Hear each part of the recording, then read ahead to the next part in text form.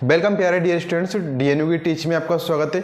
तो यहाँ पर आपके लिए लेकर आए हैं, आज मैं आपको यहाँ पर पढ़ाने वाला हूँ। जैसा कि आप यहाँ पर देख सकते हैं, क्या आपको एचसीएफ, ठीक है, आपको एचसीएफ पढ़ाएंगे। एचसीएफ होता क्या है, ठीक है। इसके अलावा आपको क्या पढ़ाया जाएगा, एलसीएम, ठीक है, एलसीएम भी आपको पढ़ाया जाएगा, एचसीएफ भी पढ़ाया जाएगा। और इससे पहले मैं आपको पढ़ा चुका हूँ एक आपकी अंक गणित की आधारभूत प्रमेय, ठीक है। और आपके लिए यहाँ पर एक और हमने देखा था कि अंक गणित की आधारभूत प्रमेय के अलावा कि प्राकृतिक संख्या क्या होती है, पूर्ण संख्या क्या होती है, और आपके यहाँ पर पूर्णांक क्या होते हैं, परिमेय संख्या क्या होती है, अपरिमेय संख्या क्या होती है, वास्तविक संख्या क्या होती है। तो सभी इससे पहले वाली वीडियो में आपको बता चुका हूँ। अगर आपने उस वीडियो को नहीं देखा तो उसकी लिंक आपको वीडियो के डिस्क्रिप्शन में देखने को मिल जाएगी। वीडियो के डिस्क्रिप्शन में जाकर आप उसको देख लीजिएगा, एक बार वीडियो का डिस्क्रिप्शन चेक कर लीजिएगा, ठीक है।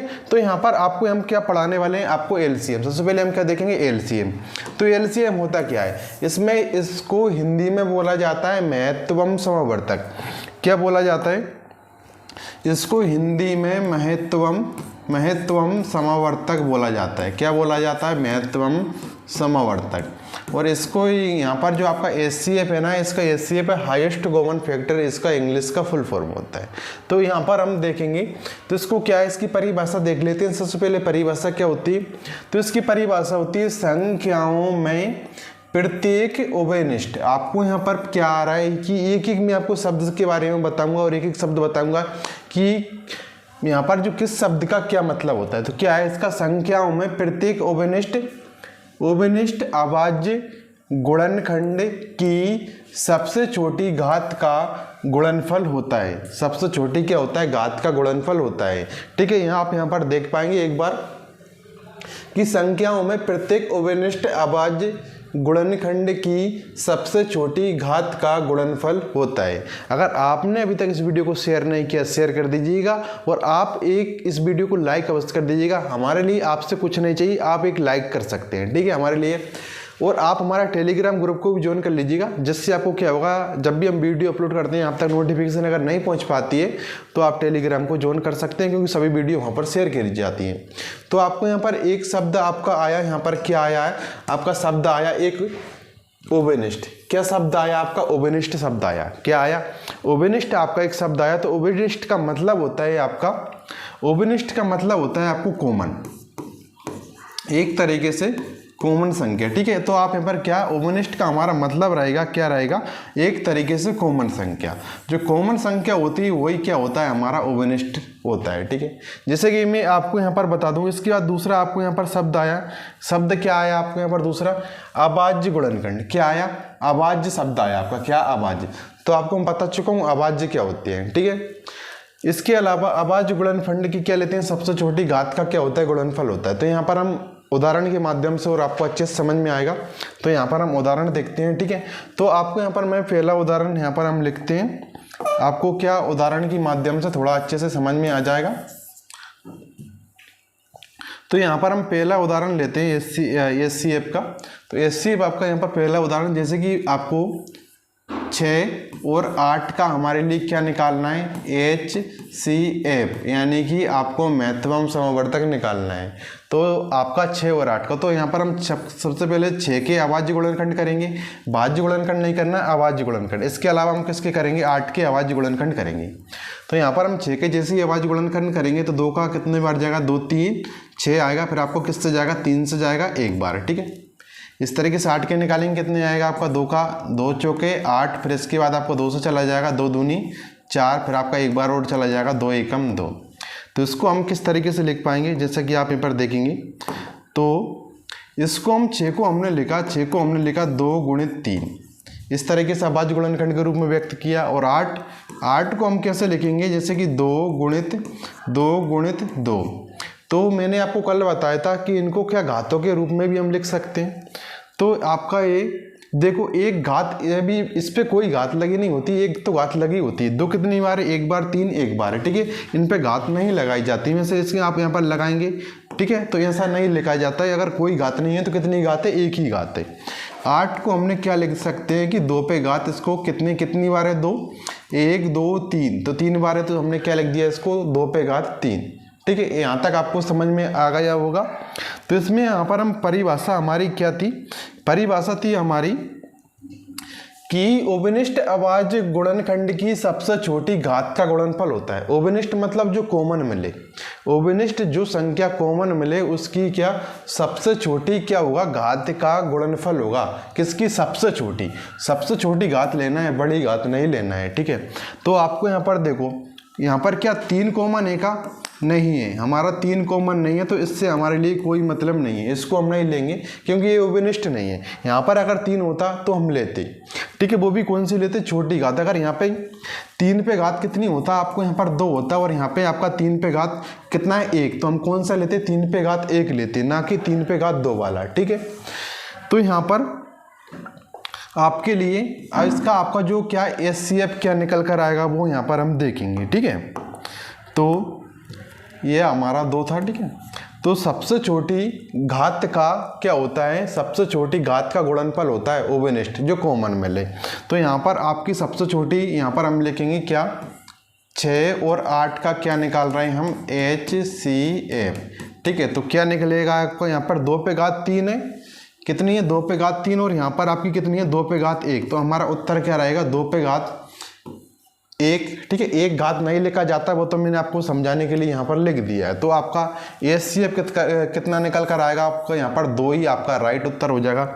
आपका उत्तर क्या रहेगा इसका, 6 और 8 का आपका जो HCF रहेगा कितना रहेगा आपका यहाँ पर 2, तो 2 आपका यहाँ पर राइट उत्तर रहेगा, ठीक है।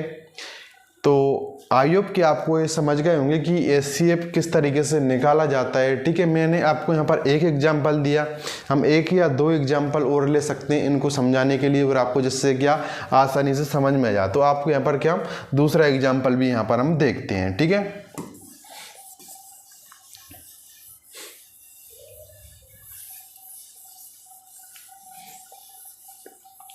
तो यहाँ पर हम दूसरा एग्जाम्पल लेते हैं। दूसरा एग्जाम्पल यहाँ पर हम, जैसे कि यहाँ पर मैं यहाँ पर आपको थोड़ी बड़ी संख्या लिख देता हूँ, जैसे कि मैं लिखूँ यहाँ पे क्या 15 और आपका 20 का, 15 और 20 का हमारे लिए क्या निकालना है, HCF ज्ञात करना है। क्या निकालना है, HCF हमारे लिए निकालना है, ठीक है, 15 और 20 का। तो आपको यहाँ पर क्या सबसे पहले अभाज्य गुणनखंड करके देखेंगे। तो ये क्या आपके यहाँ पर जो है ना कि इनकी काफ़ी कुछ आपके इससे सवाल आते हैं, और एक सवाल तो आपका बनता है, ठीक है। आपको आगे सवाल आएंगे, किस टाइप के सवाल आते हैं मैं आपको वो भी बताऊंगा, ठीक है। तो अगर आपने अभी तक वीडियो को शेयर नहीं किया, जल्दी से इस वीडियो को शेयर कर दो, ठीक है। तो 15 और 20 का, तो 15 का सबसे पहले हम अभाज्य गुणनखंड निकालेंगे। जैसे कि इसका निकालेंगे, क्या इसमें अभाज्य गुणनखंड किसमें 2 से भाग जाएगा, नहीं जाएगा। 2 के बाद कितना होता है, दूसरा अभाज्य गुणनखंड 3 होता है, 3 5 6 आपका कितना हो जाएगा 15। फिर किससे जाएगा, इसमें देखो 4 नहीं लेंगे, 4 से वैसे भी नहीं जाएगा, 4 तो भाज्य गुणनखंड होता है जो कल बताया मैंने। तो इसके बाद कौन सा हो जाएगा आपका 5 से जाएगा, तो 5 आपको 5 से कम 5। इसी हिसाब से 20 को देखेंगे, तो 20 में किससे जाएगा, 2 से चला जाएगा, 2 धाम 20, फिर 2 से बाद किससे चला जाएगा, 2 पंजे 10, 5 बार जाएगा। इसके बाद सिर्फ किससे जाएगा अभाज्य गुणनखंड, 5 से ही जाएगा, ठीक है। तो आपके लिए यहाँ पर मैं एक और बात बताऊँगा कि अगर यहाँ पर मान के चलो कि आपने बोला कि सर अगर उसमें 2 नहीं मिलता फिर हमारा कितना होता, अगर 2 भी कॉमन नहीं होता, जब किसी संख्या में कोई भी ओबेनिष्ट गुणनखंड नहीं मिलता है तो उसका HCF कितना होता है, 1 होता है। जब किसी संख्या में ओबेनिष्ट गुणनखंड नहीं मिलता तो उसका HCF कितना होता है, 1 होता है। तो इसके देखते हैं। तो 15 को हमने क्या लिखा, 15 को हम लिख सकते हैं 3 गुणित 5। क्या लिख सकते हैं, 3 गुणित 5। इसी हिसाब से हम 20 को कितना लिख सकते हैं, तो 20 को लिख सकते हैं हम 2 गुणित 5, ठीक है। तो 20 को हम किस फॉर्म में लिख सकते हैं, 2 पे 2 कितनी बार है, 2 बार। तो यहाँ पर कितनी हो जाएंगे, 2 पे घात 2 गुणित 5। तो अब आप यहाँ पर देखेंगे कि बताओ इसमें ओबेनिष्ट गुणनखंड है। मैं क्या बोल रहा हूँ आपको यहाँ पर ध्यान से सुनिएगा। मैं बोल रहा हूँ बताओ आपके यहाँ पर क्या ओबेनिष्ट गुणनखंड क्या मिल रहा है आपको, कि आप बोलोगे कि सर इसमें यहाँ पे 2 है सर, लेकिन यहाँ पे 2 नहीं है, तो ओबेनिष्ट नहीं है, मतलब कॉमन नहीं है, ठीक है। उसको इससे हमारा कोई मतलब नहीं है, इसको नहीं लेंगे, इसको भी नहीं लेंगे, क्योंकि ना तो इसमें इस वाले में आपको 2 दिख रहा है, ना आपको इस वाले में 3 दिख रहा है। तो हमारा ओबेनिष्ट गुणनखंड सिर्फ कौन सा दिख रहा है, 5 दिख रहा है, और दोनों की घात कितनी है, 1 है, ठीक है। जब दोनों की सेम घात होती है तो वही हमारा क्या उत्तर होता है, ठीक है। अगर यहाँ पर 5 पे घात कितना होता, 2 होता, और यहाँ पर अगर 5 पे घात 3 होता तो ओबेनिष्ट तो है, लेकिन ओबेनिष्ट की क्या लेते हैं हम, सबसे छोटी घात लेते हैं। क्या लेते हैं, सबसे छोटी। तो हमारा 5 पे घात 2 आपका राइट उत्तर होता है। क्या होता है हमारा 5 पे घात 2 हमारा करेक्ट उत्तर हो जाता, ठीक है। यहाँ पर अगर 5 पे घात 3 था और यहाँ पर 5 पे घात 2 था, तो कौन सा होता हमारा 5 पे घात 2 वाला राइट उत्तर होता, क्योंकि सबसे छोटी घात लेते हैं कॉमन वाले की। तो यहाँ पर आपके लिए जो दिया है, यहाँ पर मैं आपको इसका तो आंसर बता ही देता हूँ। इसका आंसर आपको यहाँ पर देखो, आप कॉमन क्या दिख रहा है, तो कॉमन बोलोगे कि यहाँ पर आपको सबसे पहले इसको सही से कर देता हूँ मैं। तो यहाँ पर आपका क्या था, 5 था, ठीक है। तो आप बोलोगे कि सर इसमें हमारे लिए कॉमन तो सिर्फ एक ही मिल रहा है, क्या मिल रहा है, 5 मिल रहा है सर।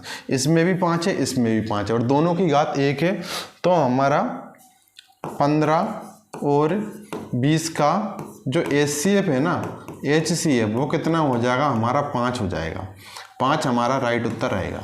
आई होप कि आपको HCF समझ में आ गया होगा, ठीक है।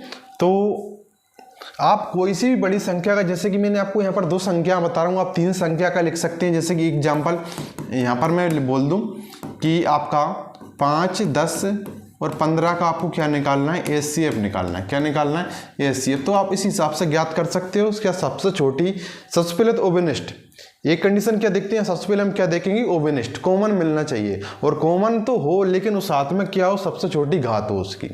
अगर कोई संख्या कॉमन नहीं मिल रही तो उसका HCF कितना आएगा आपका, 1 आएगा, ठीक है। जो अगर कोई संख्या कॉमन नहीं मिलती है तो आई होप कि आपको समझ गए होंगे, ठीक है। तो आपके यहाँ पर HCF यहाँ पर क्लियर हो जाता है। आप बड़ी से बड़ी संख्या का भी निकाल सकते हैं, ठीक है। तो इसके बाद आपको यहाँ पर जो नेक्स्ट वीडियो होगी ना आपकी, तो नेक्स्ट क्लास रहेगी ना, नेक्स्ट क्लास आपकी रहेगी यहाँ पर LCM, किसकी, LCM की। तो आपके लिए कुछ जानकारी देना चाहूँगा कि हमारे द्वारा एक कोर्स लॉन्च किया गया है। कोर्स आपके लिए लॉन्च किया गया है, कोर्स का नाम है आपका आरंभ बैच।